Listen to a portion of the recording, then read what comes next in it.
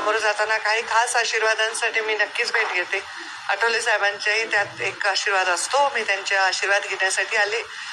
मुळामध्ये आम्ही अनेक वेळा भेटतो. अदरवाईज पंकजाताई मुंडे यांनी उमेदवारी जाहीर झाल्यावरच आठवले साहेबांची भेट का घेतली असेल? आदरणीय आठवले साहेब आणि मुंडे साहेबांची मैत्री सर्वांना ज्ञात आहे. त्या मैत्री आणि आमच्या पारिवारिक संबंधांनी मी वहिनी आणि आठवले साहेब दोघांची भेट घेतली खरं तर. आणि प्रत्येक वेळी निवडणुकीला सामोरं जाताना काही खास आशीर्वादांसाठी मी नक्कीच भेट घेते. आठवले साहेबांच्याही त्यात एक आशीर्वाद असतो. मी त्यांचे आशीर्वाद घेण्यासाठी आले. मुळामध्ये आम्ही अनेक वेळा भेटतो अदरवाईज सुद्धा, पण आज महत्वाचं आहे. मी नॉमिनेशन फाईल करणार आहे. त्याच्या आधी त्यांना भेटले, आशीर्वाद घेतले आणि त्यांनी मला खूप आशीर्वाद दिले आणि माझी सभा घेणार आहेत असंही त्यांनी सांगितलं. सहकार्याची भूमिकाही त्यांनी ठेवली. ते आमचे मित्र पक्ष देखील आहेत आणि मुंडे साहेबांचे मित्र देखील आहेत. त्या नात्याने मी आले.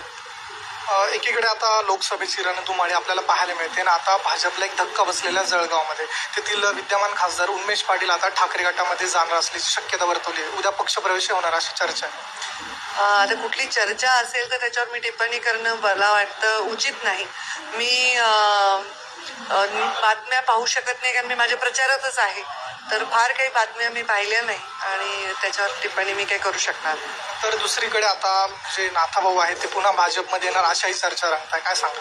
या सगळ्या चर्चा आहेत. जेव्हा या प्रत्यक्षात येतील तेव्हा त्याच्यावर काही सांगणं योग्य राहील.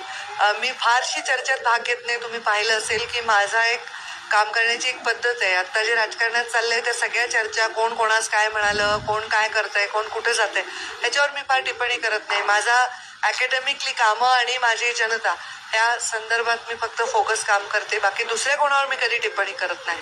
तर असं काही त्यांनी ठरवलं असेल तर ते जोपर्यंत प्रत्यक्षात उतरत नाही तोपर्यंत मी काही टिप्पणी त्याच्यावर करू शकणार. पंतप्रधान नरेंद्र मोदींच्या लोकसभेच्या पार्श्वभूमीवर महाराष्ट्रात सभा होत आहे. 10 आणि 14 तारखेला महाराष्ट्रात आहे, काय सांगा? निसर्गतः त्यांनी आतापर्यंत कुठल्याही निवडणुकीमध्ये सर्वात जास्त सभा ते घेतात आणि त्यांची पार्लमेंटरी निवडणूक असल्यामुळे नक्कीच ते सगळीकडे सभा घेत असतील तर त्या सभांचं स्वागत आहे. त्याचा परिणाम नक्कीच होत असेल चांगला आणि लोकांना त्याच्याने उत्साह मिळणार आहे. त्याच्यामुळे त्यांच्या सभांचं स्वागतच आहे.